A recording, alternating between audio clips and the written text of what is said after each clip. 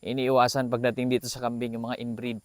Ayaw natin ma-inbreed. Kasi kapag inbreeding, parang lumiliit yung mga kambing natin lalo. So, hello po, good morning po. Ngayon ay papunta tayo dun sa kambingan dahil ngayon merong bibili daw ng kambing. So, ang gagawin natin, itatabi na natin yung kambing para isasarado na natin yung bahay para mamaya madali na lang kunin. Tara! So, dito banda yung ating kambingan sa unahan.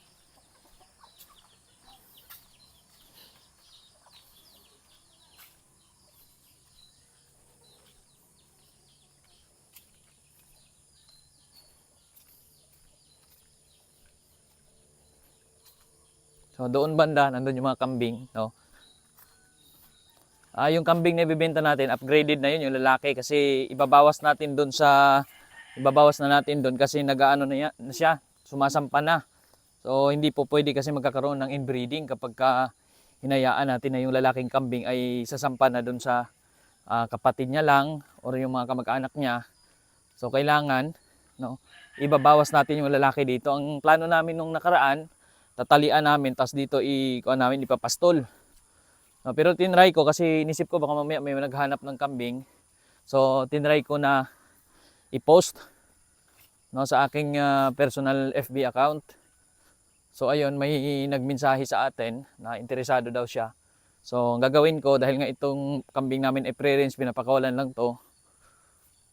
So isasarado ko na muna siya dyan sa loob. Ano, para hindi na siya makalabas. So ito yung mga kambing natin.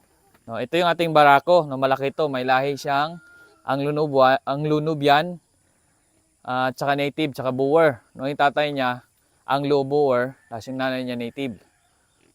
No, so yan yung ating kambing na malaki. Tapos yung anak niya, yun yung ating ibebenta. Andun sa likod ng nanay niya, no, nagtatago. So ayan. Ito naman yung inahin natin, mga upgraded na rin to. Ito babae din to, gagawin natin inahin ito.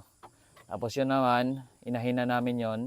Ang binili namin dati, ito siya, tsaka yun, anak niya rin to. No, pero ibang lalaki ang tatay nito. Tapos ngayon, ito naman yung nagiging barako natin. So yan, nagkaanak naman sila. So ito yung anak nila. Tapos yun namang isa, nag-anak na rin. Yun yung lalaki na isa, no, na ibabawas natin dito na ibebenta natin. So ayan.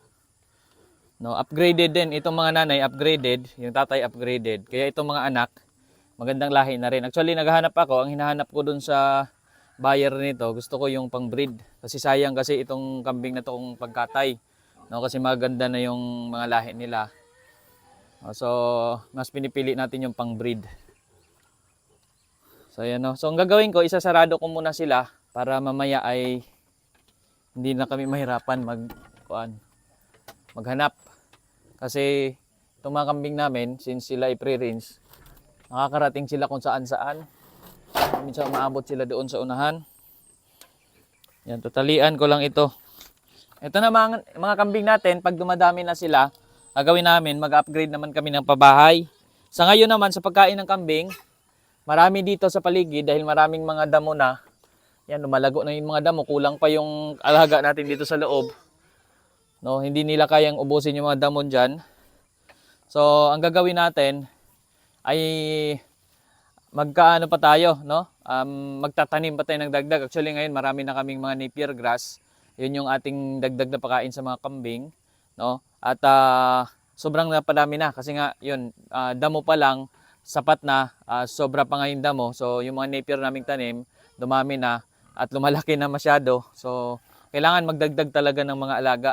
So ngayon baka yung mga bago kong nabili, tapos itong kambing, ito pa lang, pero pag may extra naman tayo, bibili tayo ulit ng mga kambing. No? At kung makahanap nga tayo ng kambing ulit ng mga babae, maghahanap pa rin tayo kasi gusto natin, no, dadami pa yung kambing, dadami yung mga baka natin, kalabaw. Yun yung ating target. Kasi ito yung pinakamagandang alagaan para sa akin dito sa area namin dahil doon sa mga resources na meron na dito. No, may mga damo, meron tayong maraming mga kain sa mga kambing natin. Ang ginagawa lamang namin din pagdating dito sa mga alaga, no, doon sa mga pakain or painumin sa kanila, hinahaluan namin ng King's Vita Plus Animal Feed Supplement para malalakas yung mga kambing natin. Kasi ang mga kambing kapag nagkakasakit na, minsan hirap na hirap tayo na paanohin, palakihin, no? Hirap na hirap tayo kasi minsan nagkakasakit tapos kapag sila'y ando na, mahina na, mahirap ng mahirap na napagalingin. No, kaya yung ginagawa namin, nag-invest kami doon sa kapag maganda pa yung pangangatawan nila, okay pa yung pakiramdam nila, hindi pa sila nagkakasakit, malulusog sila. So mas lalo pa nating binibigyan ng feed supplement, yung King's Vita Plus, yun yung ating ginagamit dito, no, para malakas yung mga alaga. Yan yung ating pamamaraan din dito. So yun, no, antayin ko na lang yung bibili nitong kambing namin para ay ayun na nga, no, maiwasan na natin yung inbreeding. Ayun kasi yung aking iniiwasan pagdating dito sa kambing, yung mga inbreed. Ayaw natin ma-inbreed. Kasi kapag inbreeding, parang lumiliit yung mga kambing natin lalo. So yan yung aking ibabawas na lalaki dito, no, doon sa mga sa bibili. Ito yung aking ipapadala sa kanya, yung pang-breed niya. So yan. Ito mga pang-breed na itong mga lahing kambing na ito, no, upgraded lang sila, hindi sila yung mga pure. No, native, may mga blood pa rin sila ng native pero maliit na part na lang. Kasi itong mga inahin natin, dati malaki din masyado yung tatay nito, no, tapos native yung nanay nila. So, ayan, no, kaya't malalaki na to. Kung i-compare natin sa mga kambing namin dati na native, nung native namin, ito na yung pinakamalaki dati, no? Actually, malaki pa nga to, matangkad pa to. So may mga native kami dati, sobrang liit talaga. So ayan, no, malaki na yan. Mas malaki pa yan doon sa inahin naming native dati, yung mga anak nila. So ayan, nasa 7 months old pa lang to, yung mga anak. Pero ganyan nakalalaki, no?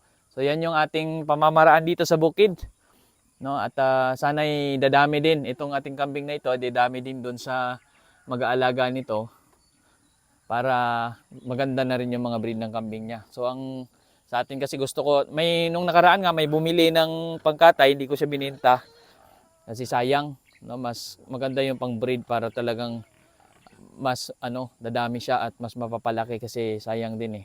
Ito yung tatay, yung lalaki ng tatay. Itong tatay nga, hirap na rin kami nito na magpurga. Pag nagpupurga kami nito, ay kailangan 2 tao. No, kasi sobrang lakas, saka laki niya. Malakas tong tatay. Saka yung sungay pa lang ang haba, oh. Kaya kami pag nagkakuan nito, nagpatake ng mga, kung halimbawa may papainom sa kanya, kailangan 2 tao talagang hawak. Mga pala ng mga kambing namin dito, yung mga baboy din. So, ayan, no? So, ayun po. At antayin ko na lang yung kukuha nito mamaya. No? So, ayan, maraming salamat po muli sa inyong panonood. No, thank you for watching po. Maraming salamat. At ayun po, after a few hours ay dumating na rin yung bumili ng aming kambing at yun ay nakuha niya na. At naibenta natin ng 4,000 pesos yung ating pampalahing kambing. Nagagamitin din natin either pambili natin ng babaeng kambing or pang-upgrade natin dito sa mga babahay natin ng mga alaga.